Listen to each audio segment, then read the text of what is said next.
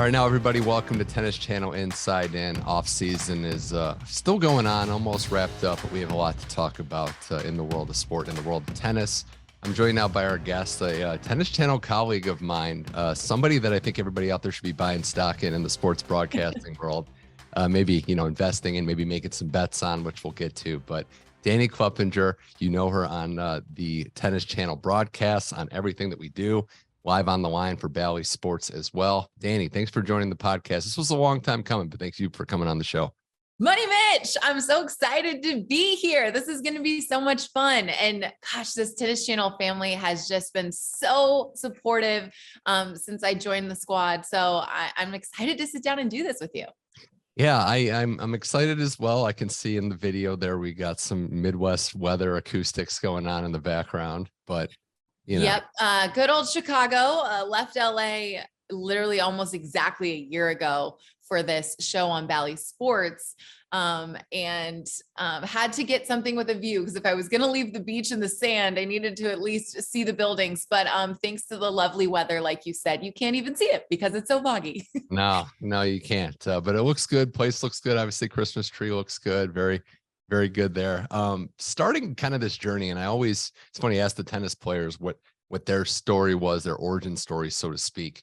You getting, the upbringing in sports. And I know I got some research here. You can correct me. You're hard to track down, but Portland, Oregon, what was that like growing up? And I know you were a basketball player, which we can get into, but was it sports from the get-go? Were there influences in your life, older relatives that kind of just brought you into the sports world? How did you come to be invested and engaged so much into the sports world? Well, I wish I could tell you that my family members were former professional athletes or something like that, but they weren't.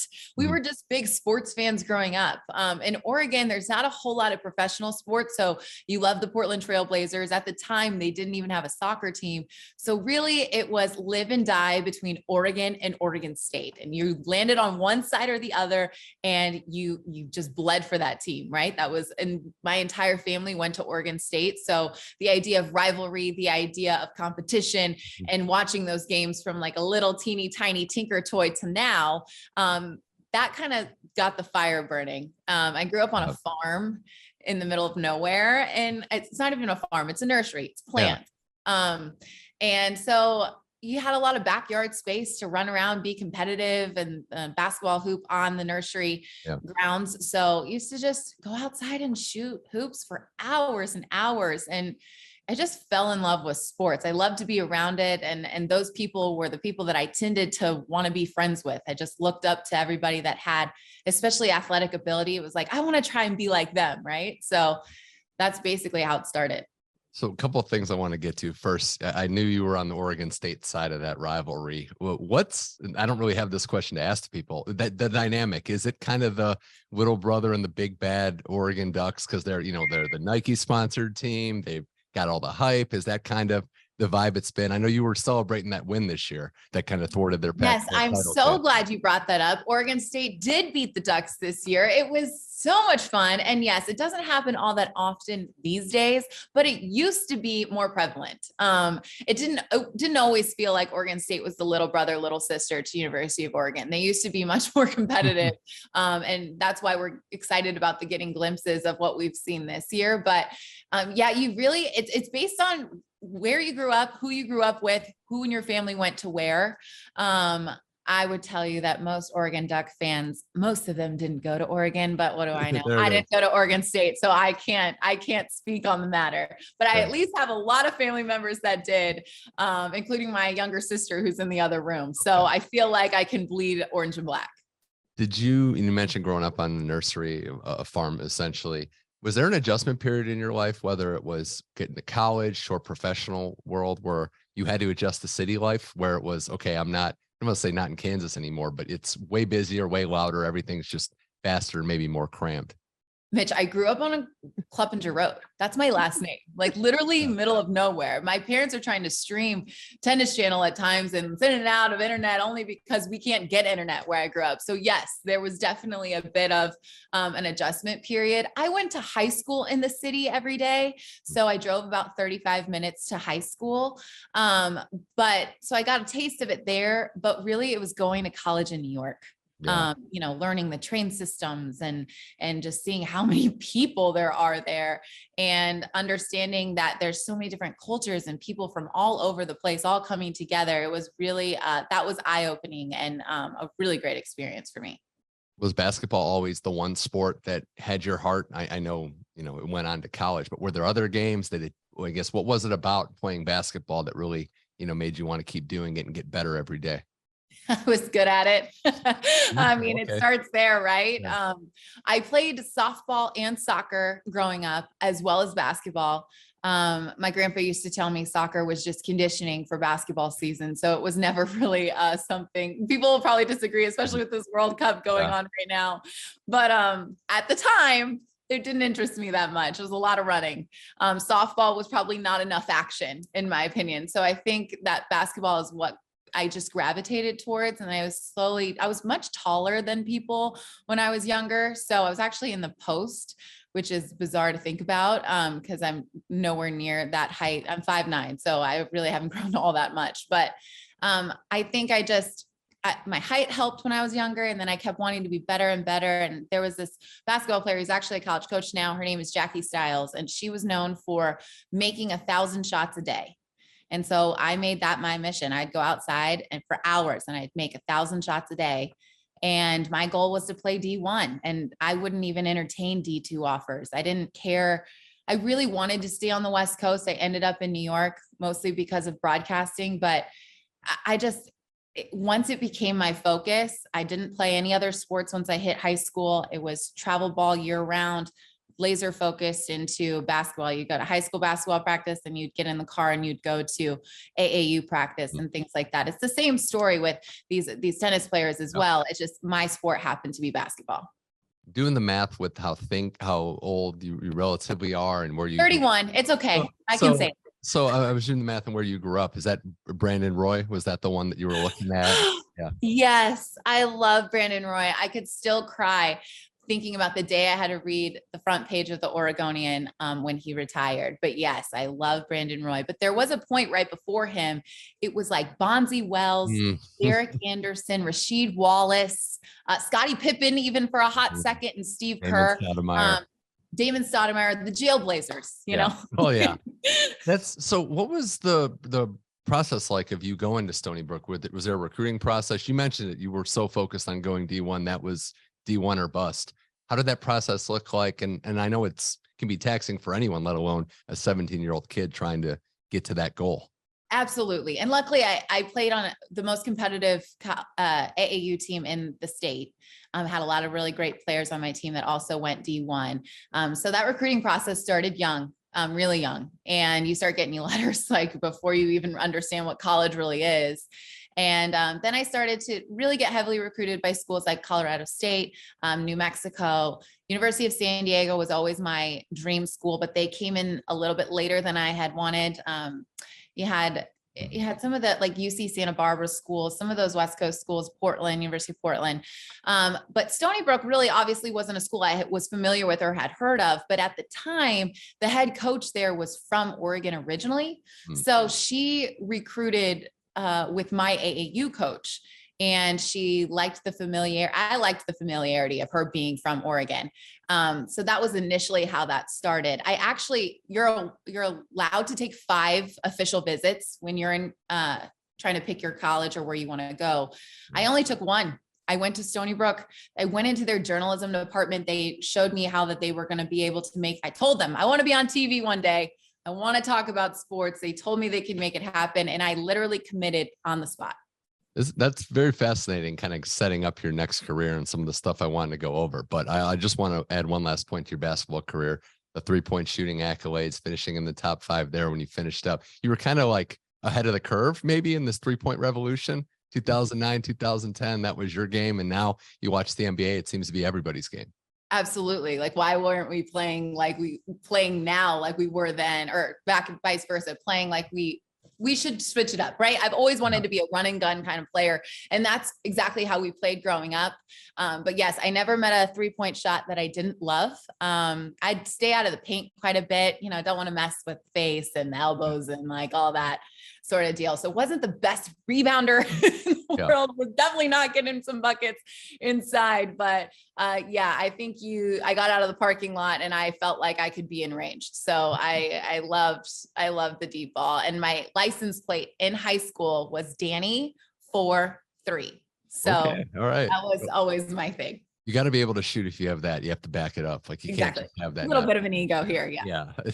So you said you wanted to be on TV right from the get-go. Did you have, I guess, a plan to make that happen? I'm looking at kind of your activities. You had a radio show. You were starting to work with the student office and the athletic office, all while being a D1 athlete.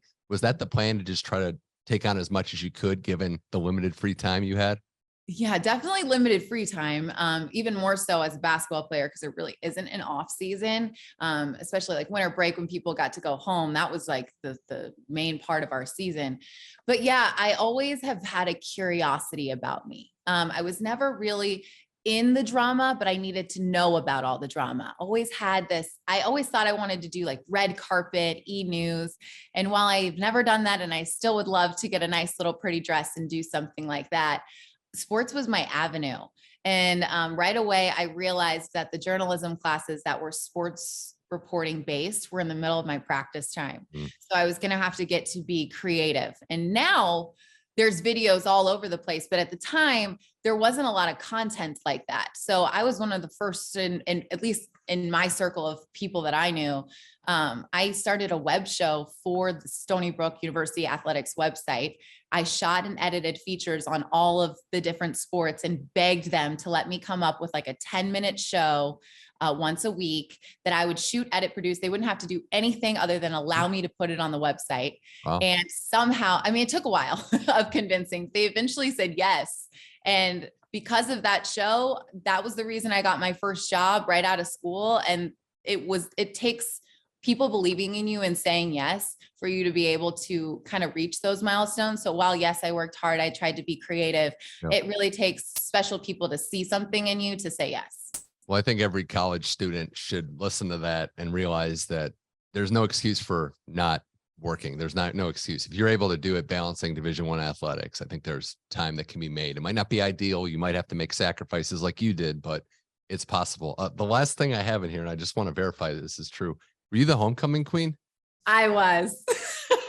How does that work? Because that's a little rare that a current athlete, one of the star players, is also a homecoming queen. Might have been one of the only ones, if not the first athlete ever to win that. And it was very exciting for me because I always was that girl that I was a double major. So I really cared about school a lot.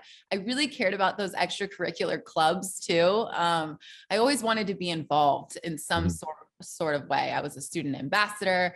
I just tried to balance and bridge the gap between athletics and, the non-athletic side of being at a school.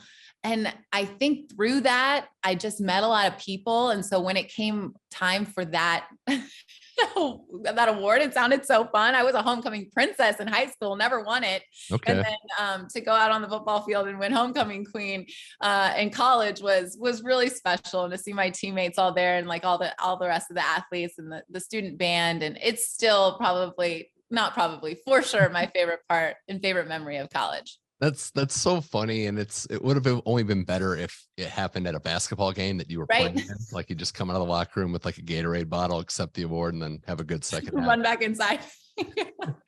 More with Dani Klupenger here on Tennis Channel Inside In. You mentioned that web show got you in the door professionally.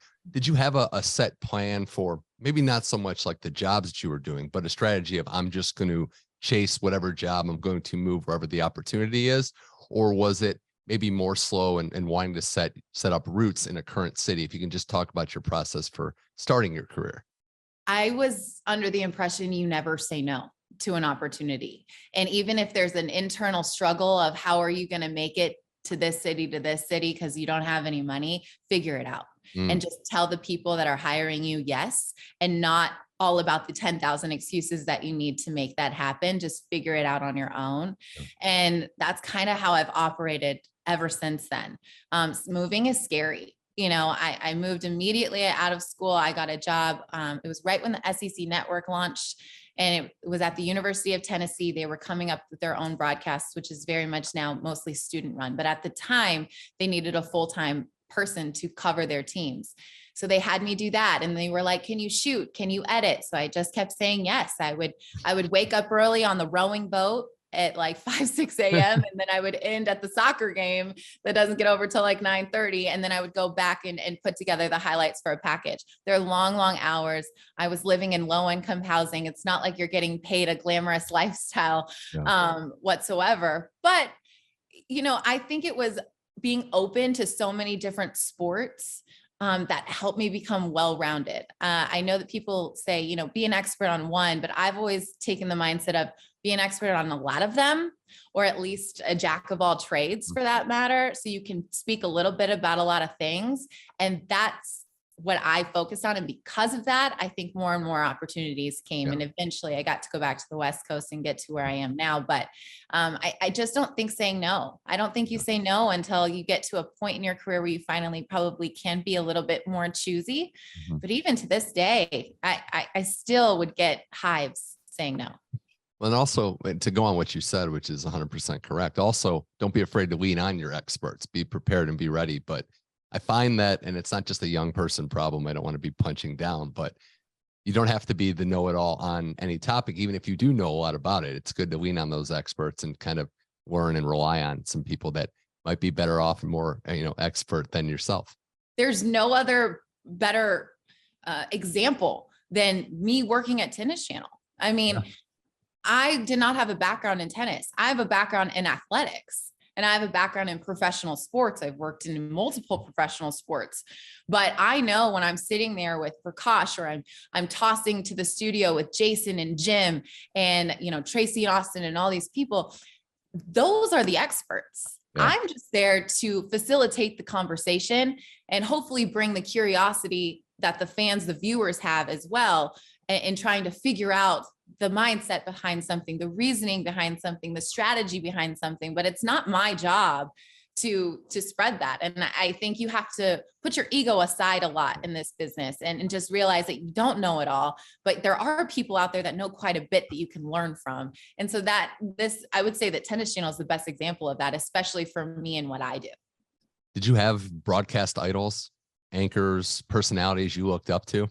Absolutely. Holly Rowe is at the top of that list. I think I remember, I wish I could remember what game this was, but I remember watching a football game once and she talked about how someone had knocked down the field goal post, and she actually went and tracked down where a piece of that field goal post went and the route of which people would have had to carry it through the street, and went and found out where they put it and what they were putting on it at their house, just always taking the extra mile. And that was something that I super admired. She was trying to get to an interview at the end of a game one day and climbed up on the scorer's table in order to reach the guy who was celebrating and wanted to be able to get to talk to him. I just felt like that level of effort was something that I always wanted to emulate. And then someone else that's actually on right now is like a Carissa Thompson vibe, like someone who is very conversational, seems to be able to be one of the guys, if you will. I like that vibe. I don't think I can be very poised and put together and more news anchory if you need to. And especially there are times and places for that. But I've really looked to those people that kind of go the extra mile and do it in a conversational way that I really look up to. Yeah, both very versatile and able to, like in Carissa's case, host the NFL show, that you're more straight-laced, also be very conversational in different mediums. So those are great examples.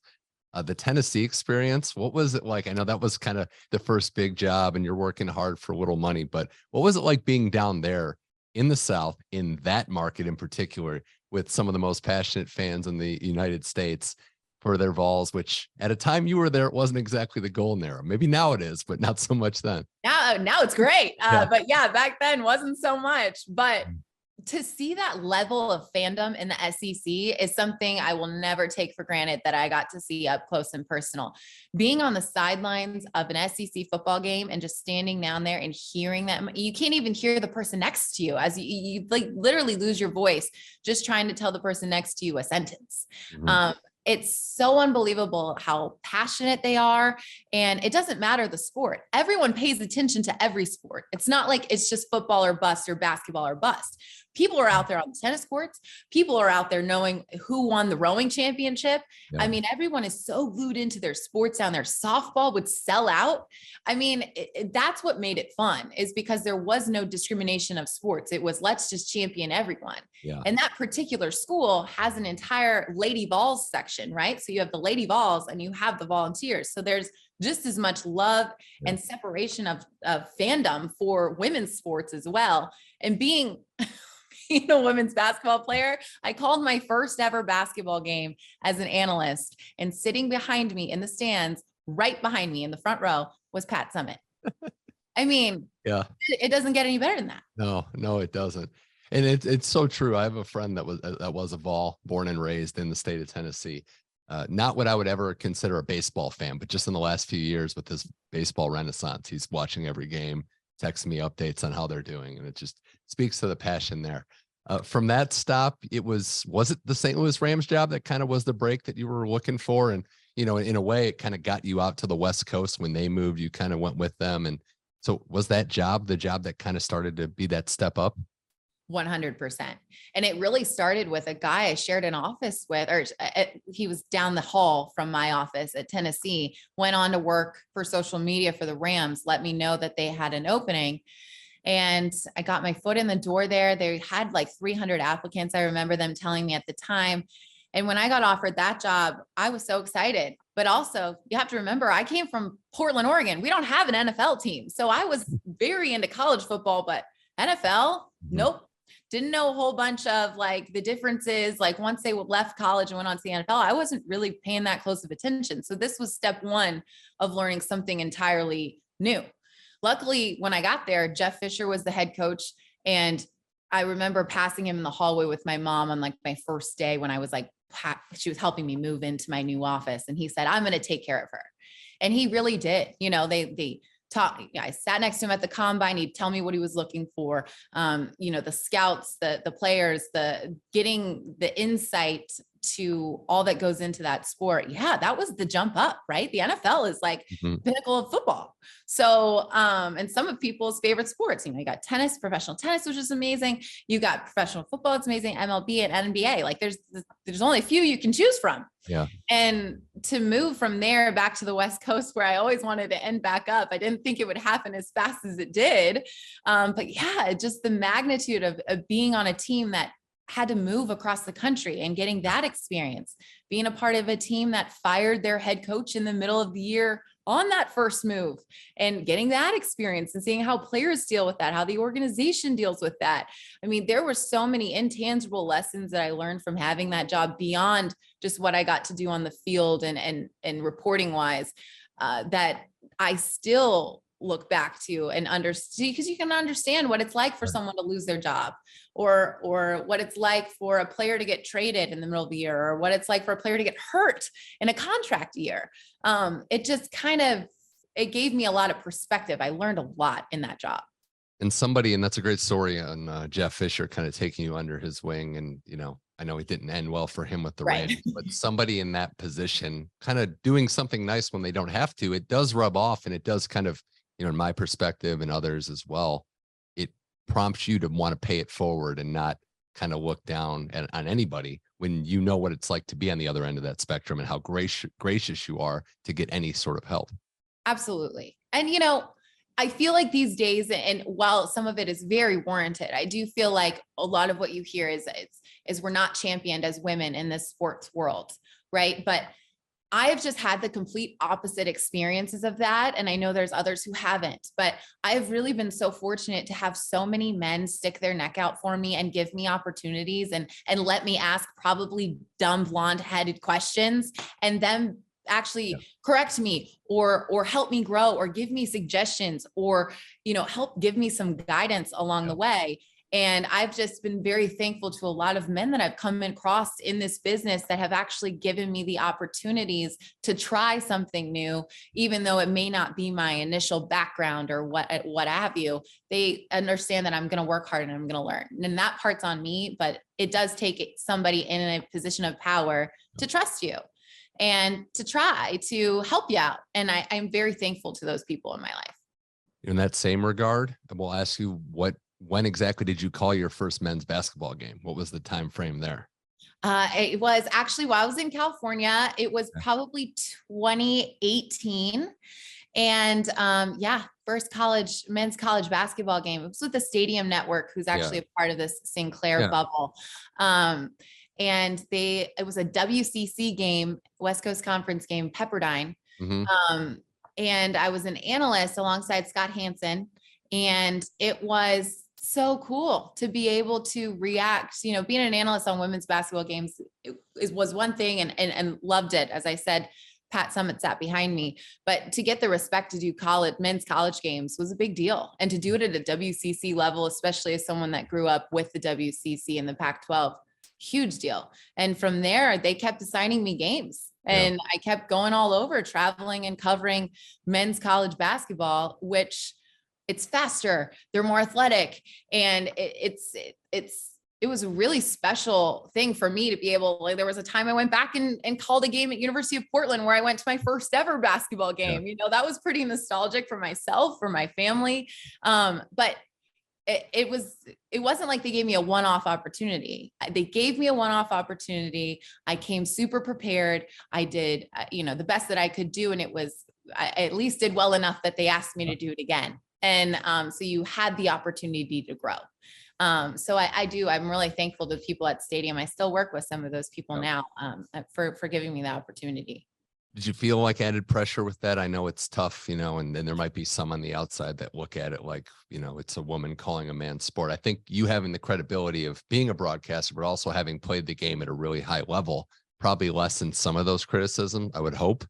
But I think it just kind of speaks to the opportunity, you speaking highly of that team and them having faith in you, because we know any new broadcaster in any new role, the first is not always going to be the best. So them taking the long approach is probably the smartest thing anyone can do. Absolutely. And hey, there is a lot of pressure, especially as a female, it just is what it is. Like if you say something wrong, there's a good chance people are going to point it out. Whereas maybe if your male counterpart said something that was exactly the same and laughed it off and corrected it, wouldn't be as big of a deal. It just is what it is. I actually kind of like that challenge. I think it's replaced the adrenaline rush of being a player. I think the adrenaline rush of being on your P's and Q's has kind of taken over that role for me. And I actually like it because it's like people are holding me to a higher standard, which means I have to hold myself to a higher standard. And it does go back to that competitive nature behind, wanting to be a Division I basketball player. Same deal. I want to be the Division I of a broadcaster. So you just want to keep getting better. And there's so much pressure, of course, being a woman calling a man's game, 1,000%, but that's on me to be prepared. Especially now in this era where, with social media, if something goes wrong, it could go. Everyone's going to see it. Yeah. That's the adrenaline rush you talk about. No, it's great to see more with Dani Klupenger here on Tennis Channel Inside In.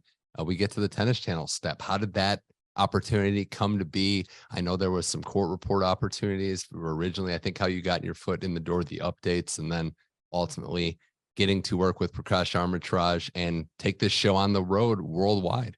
Yeah, my goodness. It's so crazy how far I've come. Because when I first went in for my court report interview, I was still working for the Rams. It was going to be like a side gig at the time. And Michael Haston, who's still there, brought me in. And I really, to be frank, was not all that familiar with tennis. Had covered tennis in college at a college level for University of Tennessee. Hadn't been around the tennis circuit all that much. Very familiar, at least with the top names and things like that. But, beyond that, not really. And Haston and I went over a bunch of different names, making sure I can, that's part of it, right? You can speak English and you can speak tennis names. That's an entirely different language. Oh, yeah.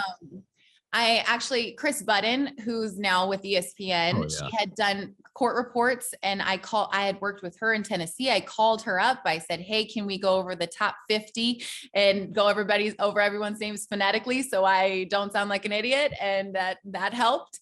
But we went from there to now traveling on the road. Look, you can grow here, people, trust me. Haston gave me a shot at court reports. I did that for a couple of years, actually, probably 3 years. And then I think it's like 6 years that I've been at Tennis Channel. It's unbelievable that it's been that long. But after that, got some chances to do some single hosting gigs. That was kind of that directing traffic where there's, tournaments going all over and you're really just hearing my voice. But those shifts were like 1 a.m. I think everyone's in there like from 1 a.m. to 7 a.m., which everyone at Tennis Channel knows that's a typical shift. But in those, I really got to learn and fall on my face and understand how to call tennis, what's involved in that, the intricacies on consolidating a point, like what a big word for having to talk, or consolidating a break. What a giant word for having to just say something so simple, but wanting to learn all the terms so that I could represent Tennis Channel at the best of my abilities and show them that I was very serious about wanting to be in this tennis world. And I really am very serious about it. I watch it all the time. I'm trying to eat, sleep, drink, watch, read everything that has to do with tennis, because I really have enjoyed not only everyone I've worked there with, but the experiences that go along with it. It's just such a pleasant place to work. It's such a pleasant place to be around. And the people there are so phenomenal that I know a good thing when I see it. And I am not going to allow for any room for error in showing people that this is where I want to be. And so I did that and took that, very seriously, especially in those single hosting days. And then we hit COVID and I was going to go to Indian Wells. I had all my outfits prepped to host the desk. I was so nervous and so excited. And then 2020 happened and there was no Indian Wells. And then I waited an entire year to do anything else at Tennis Channel. Like it took a full year. I went and got a marketing job because you got to pay the bills. Right. And, all my other gigs, like I had been working for FanDuel, that show kind of dissipated, but a bunch of the stuff that happened or that I had been doing and working at kind of went away. Yeah. So I got a marketing job, and one day I got called into Tennis Channel to, audition. And that audition was with Prakash, and Prakash and I had met in passing a couple times. But yeah, it was the first time we'd really gone live on air together. And now the guy's one of my absolute best friends. So, you know the story from there. But yeah, it went well. And luckily I could quit that marketing job. So thank you, Tennis Channel. It's also nice to be able to see, Paris in the fall and Rome and all these places. I don't think you're going to complain about that. Yeah, twist my arm. Someone's got to go. I'm happy to sign up. Well, it speaks to perseverance, obviously rolling with the punches, the fact that 2020 wasn't great for anybody, but figuring it out. And then that instant chemistry with Prakash. I was actually here in the Santa Monica studios that day when that was going on.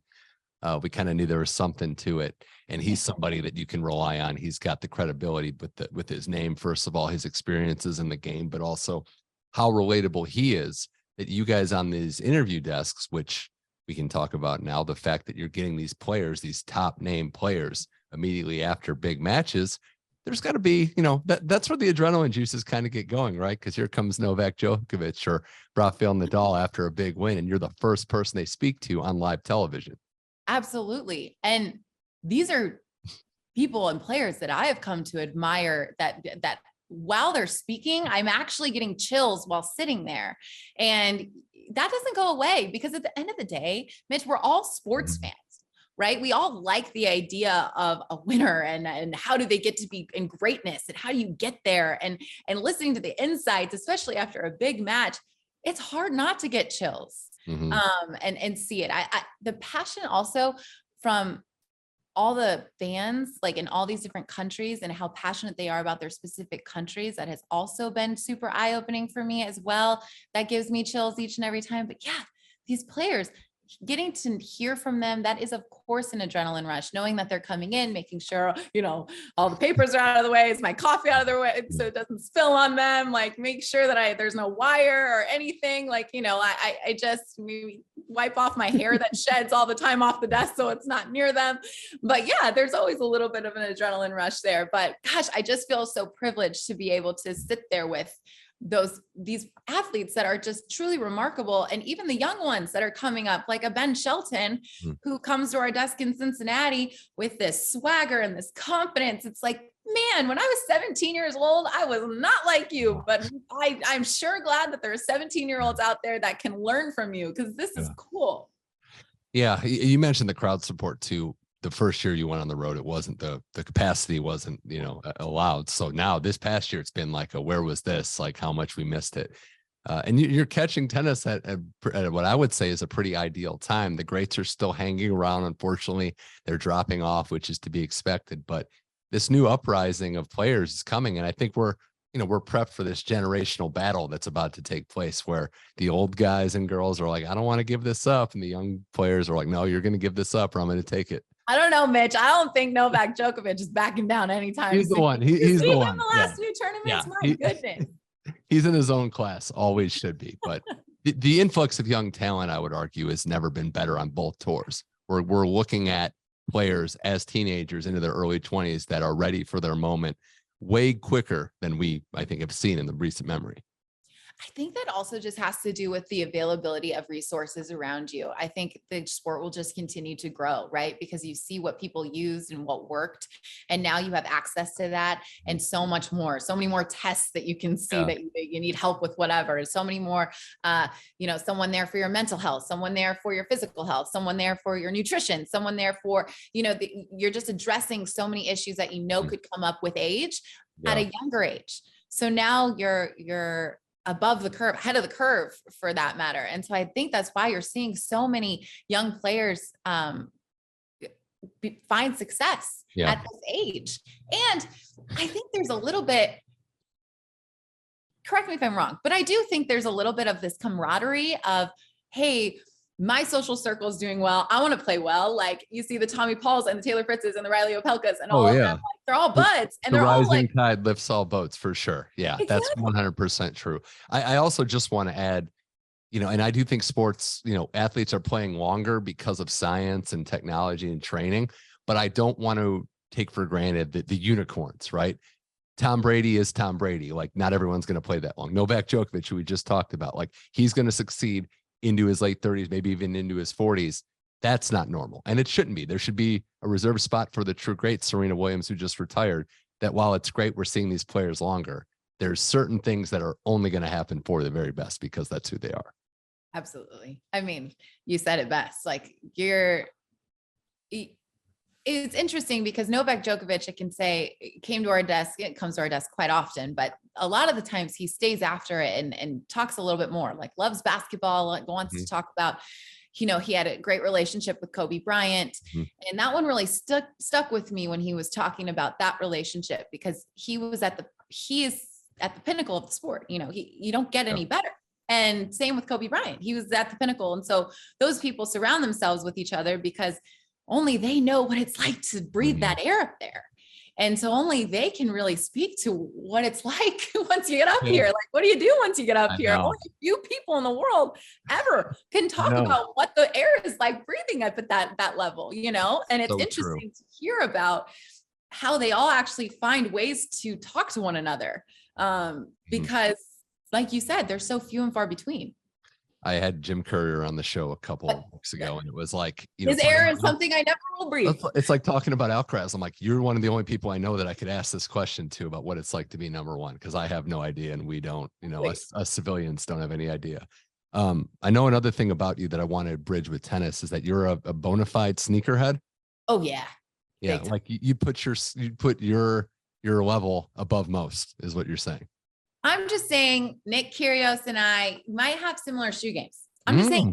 Okay. I do you have a different set of shoes when you walk into the broadcast booth? Like Kyrgios, do you hold the game shoes? Mitch, these are very long tournaments. If I was going to come with some pairs of shoes, I would need to come with multiple, and we can only pack so many bags, otherwise I would come with a different pair of sneakers each and every time. But every time he comes on set, I do say something about what shoes he has on, and I call them out by name so that he at least can register. Oh, she knows what she's talking about here. Right. But yeah, I'm obsessed with sneaker game. I think it's the basketball player in me, probably. Yeah. I have far too many sneakers in my room over there. I may or may not have been known to rent 2-bedroom apartments for the closet in a second bedroom. I have a problem. Mom, if you ever listen to this, just don't listen. I'm spending my money wisely. Okay. We'll give her a timestamp and have her fast forward through this part. But it is nice to see this younger crop of athlete kind of embraced sneakers and fashion. And we're starting to see more of not just personality, but also the style and dress game of these athletes. It's one of my most favorite things that is new and up and coming with like the way that this social media world is working and all of that. Seeing people's style, individual style, like coming out and partnering with different clothing companies and brands and coming out with your own line like Naomi Osaka did earlier this year. Seeing people just really dive into their own unique style is actually giving us an idea of what their personality is like. Yeah.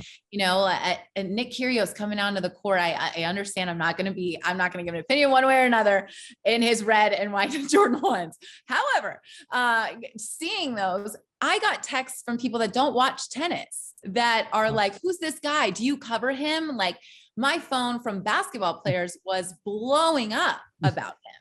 So it's bringing different eyeballs because people are like, hey, I can relate to that athlete. What are they doing? I want to see what they're doing. And now I'm invested in them because they're similar to me in this other way, even though I don't understand their sport, you know? And I think that that's a cool new way to bring people together. Wrapping things up with Dani Klupenger on Tennis Channel Inside In. This has been a blast. The last area I wanted to get into is kind of getting in the forefront of the gambling space, not just with the show Live on the Line, the Bally Sports show presented by MGM, where you're working with Brad Evans and Cameron Smith, but also the tennis bet stuff. You were kind of on the forefront here. Like, what was it about getting into this space? I know you've said you can't really say no, you're not able to different opportunities, but how is, getting involved in sports gambling in that broadcast area, how has that helped your career? Oh my gosh, it's helped it so much. It was an idea in 2019, early 2019, actually maybe late 2018. FanDuel wanted to start a show and it was there locally in Los Angeles. And the guy that wanted to start it came to me and was like, hey, I know you worked in the NFL. We want to surround it around gambling. I know you don't gamble, but it's going to become legal. It's going to blow up here soon. I want to give you an opportunity. And that's exactly what happened. I got to host a FanDuel show. I did a lot of studying, a lot of reading about, what exactly a prop was, what the juice is on a wager and all that stuff. But I hosted that FanDuel show for a couple of years and covered multiple sports while doing it. And then when that went away for me, it opened the door for this BetMGM show that's on Bally right now. It's been so interesting to see how much gambling has gone crazy, especially when like in 2018, it was like, yeah, it's like, okay, like I'll try it. Like maybe it'll work. But now I'm hosting a show every single day on it. And then, yes, you're talking about tennis wagers. I give tennis wagers every day on Live on the Line as well. I'm talking tennis every single day because no one else on the show knows anything about it. So I give picks from these ATP 250s, these 500 events, because there's always something going on. There's always a way to make some extra money. College basketball, football, hockey, baseball, you name it. We talk about it. So that's not only helped me stay on top of all the things I want to know in sports, but you're also just like glued into understanding who's better than who. And then that gambling space is it's kind of fun. Now, don't develop a problem, everybody. Let me just put the disclaimer out there now. But it is making it a fun way to go to a sports bar, especially, here in Chicago, you can do it just on your couch. Like to go into a sports bar with my little sister who doesn't know anything about gambling, but I'm like, hey, you think that team's going to score 3 more points than the other team by the time halftime hits? Yeah. And she's like, sure, here's $3. It right. Makes it kind of fun. I think adding interest to the sport is a great thing. And yeah, I mean, it's also kind of changing for the better, I would argue, how we consume sort of sports, how you would consume sports, these player props, especially where you can just don't even really need to look at the outcome. Just look at a specific player and follow and root for them. Honestly, like as I'm sitting there in Turin at the ATP finals, I'm getting texts from Brett Connors in the production in production. That's like, hey, Dani, what do you think? How many games is this one going to go? And I'm like, let's go over this amount of games. Like, it's hard not to just get this adrenaline rush of it's the competitiveness, right? Yeah. Are they going to go over 20 and a half games? Is it going to go 3 sets? Those props are fun. I think I'm going to have to look, but I probably got those Brett Connors texts too. So I'll have to double check on that. But no, it's true. And I know the show is done well. I saw, although I don't know if it's a reoccurring segment, but the dance you broke out when Stony Brook won. Oh yes. I have a problem, Mitch. I really should remember that I'm on national television when Yeah. I decide to do things like dance Okay. or, sing a note at a high level. But that's the thing with this show. It is completely unscripted. There is no script. So I am just flying by the seat of my pants, and we like to have fun. It's supposed to be casual. The idea behind that show is you got three buddies at a sports bar, and I would probably dance around if my team did well at a sports bar. So I'm going to do it on television. So I mean, it's perfect. It's great that it's off the cuff, and I love it. And I love, shows that are on that loose format side while still providing info. This has been great, Danny, talking to you. I guess we can kind of talk with the off the court, off the field stuff. What's the unwind, unplugging? How do you kind of just debrief, so to speak? What type of activities and hobbies do you like, other than buying sneakers, obviously? Television. Oh, Mitch, I have such a problem with sitting on this couch and binge watching TV, and like bad TV, like Real Housewives, the Yeah. Kardashians. Mm. I work in male dominated industries, so I don't get the girl talk all that often. So sometimes I just like to sit back, relax, and watch it. But I also am a big foodie. I'm going to try and do a better job this year, especially traveling overseas and getting to go to these tournaments, showing off where I go to eat. Cause I always find a place fun, to go try the cuisines and things like that. And I do the same thing here in Chicago. There's so many restaurants. So that's the other thing I like to do to kind of wind down and literally physically have wine in my hand and wind down. Right. Wind down. Yeah. Well, I mean, we were, talking role models and things. I mean, Kardashians, right? I mean, Oh my gosh. Let's not go there. I wouldn't go that far. But they are quite entertaining. But it's just, what would it be like to have that many fans? I don't know. And get that access to all those clothes. And, at the end of the day, Mitch, I'm still pretty girly. The idea of wearing all those clothes given to you sounds fun. Okay. Well, hey, I'll take your word for it there. Lastly, I just lost everybody. Okay. We were pretty good, most of it. Lastly, I mean, do you have goals? Or are you just living in this moment right now, riding this heater that you're currently on, or are there bigger and brighter goals going forward for you? I think you always have to have goals. I definitely have exactly that. I am so proud of where I am right now. And I think you do have to take a little bit of a breather and sometimes say, like, look at where you are, look at what you've done, enjoy it a little bit. I would say I'm there, but there's so much more I want to do. I eventually would love to get back to the West Coast full time. I would like to be married and have a family someday. So hopefully add that into the mix. But I do want to continuously challenge myself. And I thrive off of that. I don't like not being busy. Like, downtime isn't really comfortable for me. I like to keep going. So I would love to someday go to a slam in the tennis world. I don't know what that looks like. I don't know at what capacity, but to be there, working would be really cool. I'd like to, continue to tackle a bunch of different sports, but I will tell you that tennis has just become my favorite. So I'm sort of zeroing in on that. Don't tell everybody else, but the secret's out, folks. Dani loves tennis. So well, that is music to my ears. And I think people listen to this show as well. Dani Klupenger, you can find her on Live on the Line, presented by MGM, and also Tennis Channel's broadcasts abroad in 2023. But Dani, thank you so much for joining Tennis Channel Inside In. It was a long time coming. Love chatting with you. Hope to do it again soon. But thanks, and best of luck with everything. Thanks for having me. Appreciate it.